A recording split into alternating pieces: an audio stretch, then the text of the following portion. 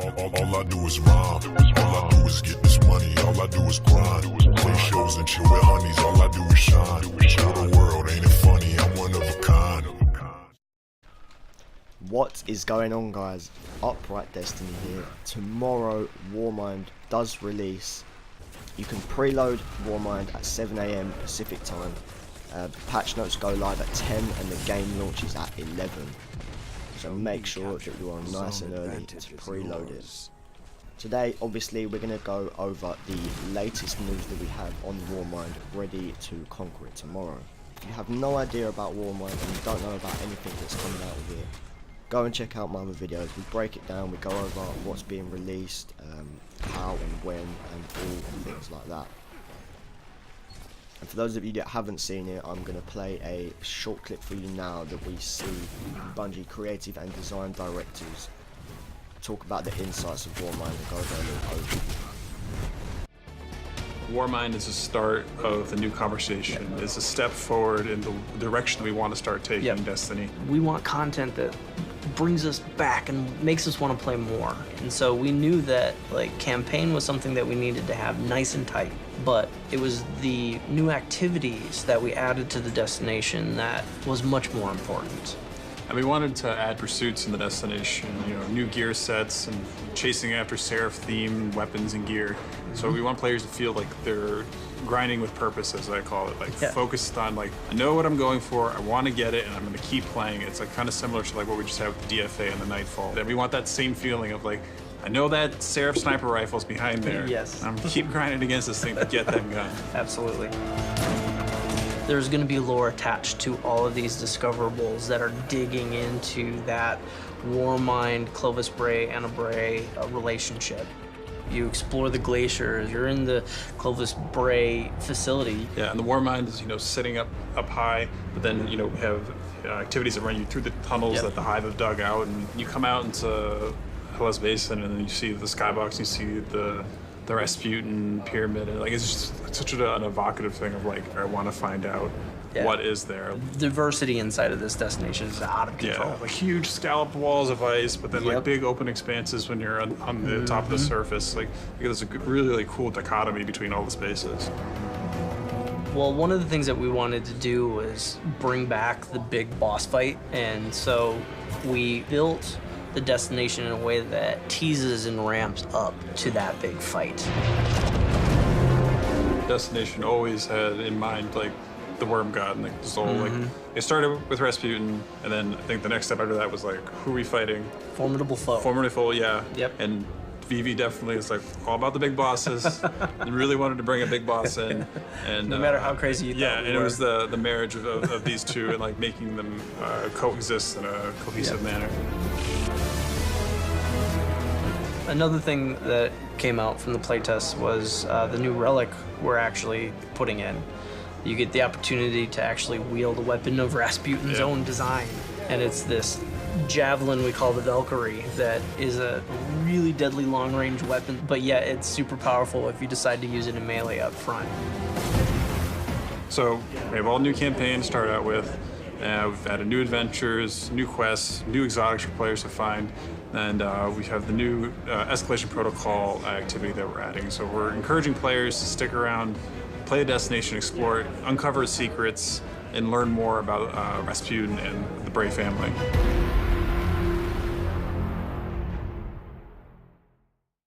So now that you're all up to date, let's get on with the news. First of all, we're going to be talking about the Prismatic Matrix. Don't let the words confuse you, it is really simple. In the Prismatic Matrix, we have 10 Eververse items. Each of these items is unlockable by owning a Prismatic Facet. That's how you purchase these items. You can get a total of 3 Prismatic Facets a week, and that's 1 on each character. Now, to get 1 a week, you have to level up your character after the reset. Every time he levels up after the weekly reset, you gain 1 a week, and you can do this obviously 3 times a week.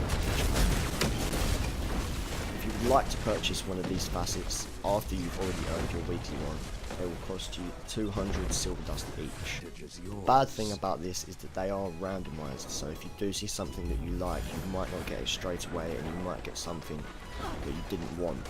Bungie have put in a list of duplicates. If you get something that you didn't like and you don't want it again, you won't have to worry about that because there is no duplicates. And also, if you don't see something you like the first week round, you can save your facets until next week. They will not disappear. So you can save up all of your facets and buy all 10 items in 1 week if you wish.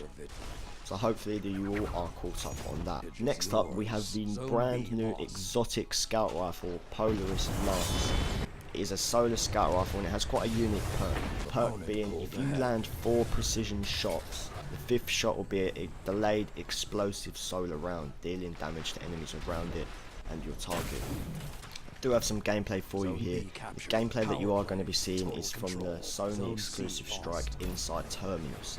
If you want to see the whole video and you want to see the Guardian defeat the boss and open the chest at the end, I'll leave a link to the video in the description below. Feels better.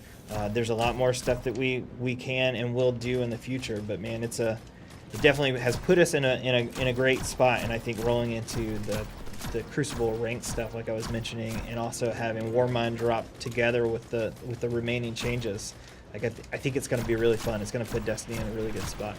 That's great. So what is kind of the work that goes into implementing a change like that maybe isn't necessarily introducing a ton of content, but is touching so many different elements of the game, right?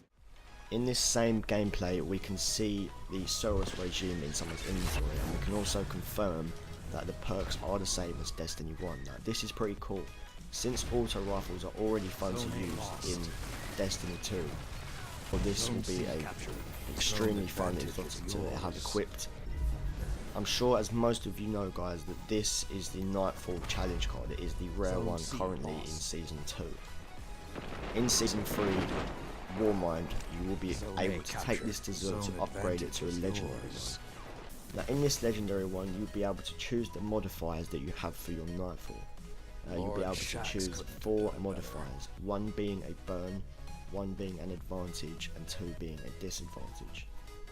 Now, talking of the new modifiers, here are all the new mods that we're going to be seeing in Season 3. As you can see, we have 3 burns, 3 advantages, and 4 disadvantages. Burns are outgoing and incoming, therefore if it is a solar burn, enemies with solar weapons will be damaging you as much as you will be damaging them. Next up, guys, we get to talk about Escalation Protocol. If you don't know what this is, go and see my other videos. We break it down and talk about how it affects your Guardian in the end game. So as most of you probably already know, you get 3 unique weapons for Escalation Protocol. They are the Sniper, the Shotgun, and the SMG. You gain these from completing Wave 7, the final wave of Escalation Protocol, and they do have a very, very low drop rate, but they are farmable. So if you don't get them the first time around, you can go back and grind until you get all 3. Like I said, guys, to get this weapon you have to kill the boss in Wave 7. Now there are 5 bosses and they're going to be rotating weekly, so after the 5 weeks you would have killed every boss. 3 of these bosses will only drop 1 of these weapons, whereas 2 of them can drop all 3. So when these 2 are active, get your grind on. Now it's good to keep in mind that these weapons will not drop powerful, so you will need to infuse other weapons into them to make them powerful. On the other hand, the armor does. The armor will drop at around your light level, either higher or below. Now to get the armor, you need to open the chest at the end of level 7. To unlock this chest, you need the key. And to get the key, you have to get key fragments from other activities. Once you've got these fragments and build them up, you'll get the key and charge it in Wave 7. So once you've got the key and you unlock the chest, you have a chance of getting the armor. The armor unlocks in a specific order, the order being class item, legs, arms, chest, and head. So at the end of week 5, you'll be able to have a full set of armor. We do see buffs to the exotics in Destiny 2 currently. Darcy has a reduced zoom and the mag is increased to 7 round mag. Risk Runner, I'll let you see for yourselves here.